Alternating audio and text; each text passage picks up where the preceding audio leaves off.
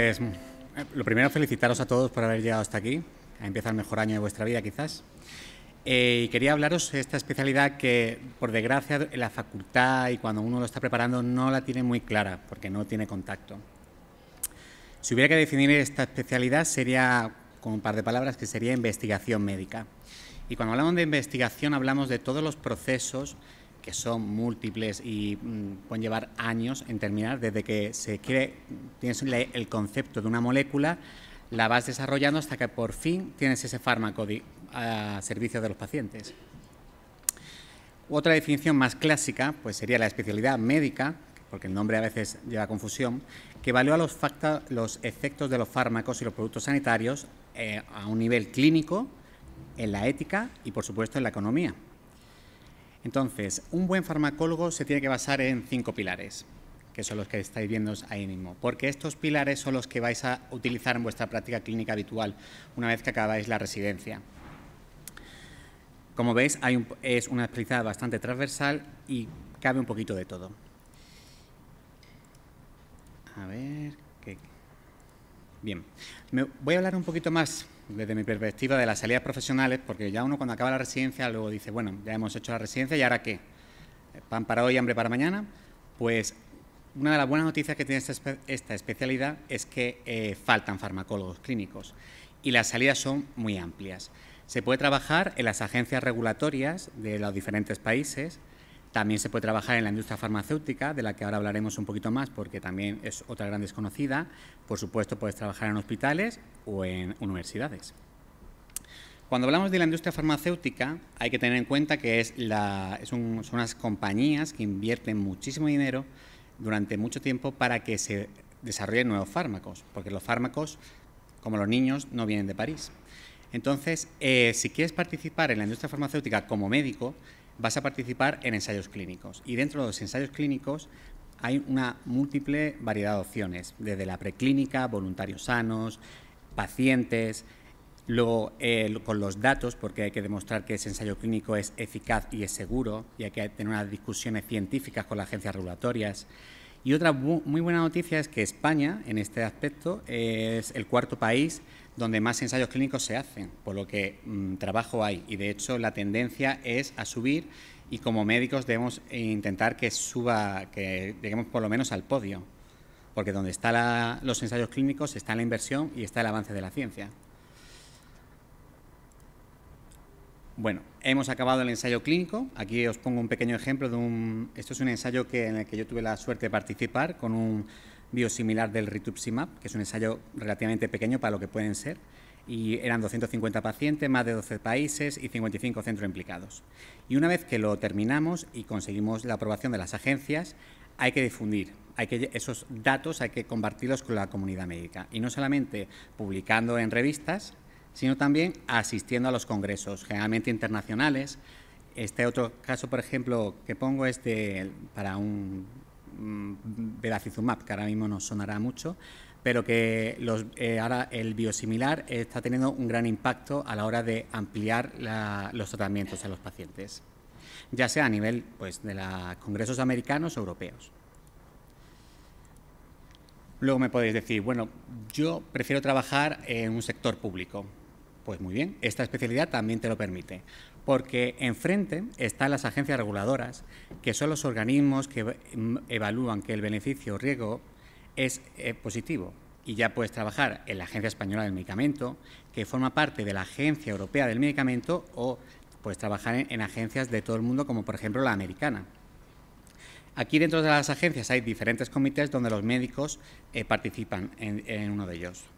Por ejemplo, la farmacovigilancia, porque una vez que un ensayo se ha acabado y el fármaco ya está a la venta, no significa que el fármaco nos podamos olvidar de él. Ese fármaco tiene que ser testado en condiciones normales, no con unos pacientes claramente seleccionados. Y se ha descubierto que en ese tipo de situaciones hay a veces, desgraciadamente, que aparecen efectos adversos que no se conocían y a veces hay que retirar estos fármacos. Aquí, por ejemplo, os pongo un ejemplo para los diabéticos, que se vio que aumentaba el riesgo de amputación no traumática y eso no se había detectado previamente. Y aquí, evidentemente, un farmacólogo es esencial.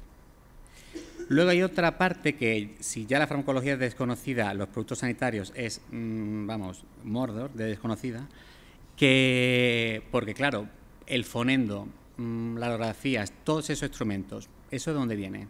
¿Quién lo ha evaluado? ¿Es eficaz? ¿Es seguro? ¿Debemos los médicos participar en eso o que nos den las cosas hechas? Porque ahora mismo hay una revolución tecnológica en medicina que va a impactar en la práctica clínica, que va a cambiar cómo se opera a nivel, vamos, de consulta. Os he traído unos pequeños ejemplos. Aquí, por ejemplo, abajo está el Essure, que tuvo mucha polémica. Los marcapasos que las últimas generaciones van por Bluetooth y por Wi-Fi, ya los cables se están intentando quitar. Aplicaciones para el móvil para hacer ensayos clínicos en que el paciente interactúa directamente con la compañía. Y, por último, una noticia curiosa que a mí me llama la atención y que me gustaría compartir con vosotros. Dice, los auriculares que prometen ayudar a perder peso. Y esto yo os pregunto, ¿esto es eficaz? ¿Alguien lo ha comprobado? ¿Es seguro? Pues si alguno de vosotros pensáis que estas preguntas son interesantes, es que quizás tengáis madera de farmacólogos. Y por último, como no, los hospitales. El farmacólogo en el hospital generalmente lo podéis encontrar en el Comité Ético de Investigaciones Clínicas, que está también relacionado con los ensayos clínicos, en consultas terapéuticas, generalmente es interconsultor de otras especialidades, o en consultas monográficas, como la farmacocinética, que se ha puesto otra vez de moda. Ya si hablamos de la residencia, pues que vemos que es una especialidad de 4 años, donde hay variedad de rotaciones y que el nexo común son los pacientes pluripatológicos. Y por ejemplo, las recomendadas son infecciosas, anestesia, pediatría y oncología. Como veis, son una rotación bastante interesante. Y debéis de rotar, porque es una de las condiciones sine qua non de esta especialidad. En fundamentos para elegir hospital, yo si volviera a hacer una especialidad ahora, me haría 3 grandes preguntas. Preguntaría, ¿en qué tipo de guardia voy a tener? ¿Va a ser de urgencias? ¿Va a ser de planta? ¿Va a ser de especialidad? ¿Va a ser todas o va a ser ninguna? ¿Qué tipo de tutor voy a tener? ¿Me va a ayudar o no lo va a hacer tanto? Y las rotaciones, por supuesto, tienen que ser nacionales y también internacionales. No vale con rotar al hospital de enfrente. Con relación a lo que puedes pensar de R1, pues de R1 generalmente no se tiene mucha idea ni en farmacología ni en muchas especialidades, porque tiene que empezar a aprenderlo. Tiene relación con alergia y con inmuno, como aquí lo veis, pero también cuando va acabando la carrera te vas dando cuenta que de R4 que tienes mucha relación con la patología oncohematológica, con las inflamatorias y con preventiva, porque la bioestadística es fundamental. Por lo tanto, los puntos positivos, es una especialidad transversal. Aquí la verdad que es muy difícil escuchar esto de esto no es de lo mío, porque te aplica toda la farmacología y, por lo tanto, tienes que afrontar retos a diario de cosas que pensabas que no te tocaban. Tiene amplias salidas profesionales, es una especialidad que no tiene paro. De hecho, falta gente. O sea, si queréis contratos indefinidos, es vuestra especialidad. En cuanto acabáis, os lo van a ofrecer. La evolución es constante, porque cambia la forma de entenderse la medicina. Se trabaja con mucha gente que no es médico, por lo que generalmente son gente bastante brillante y eso enriquece mucho.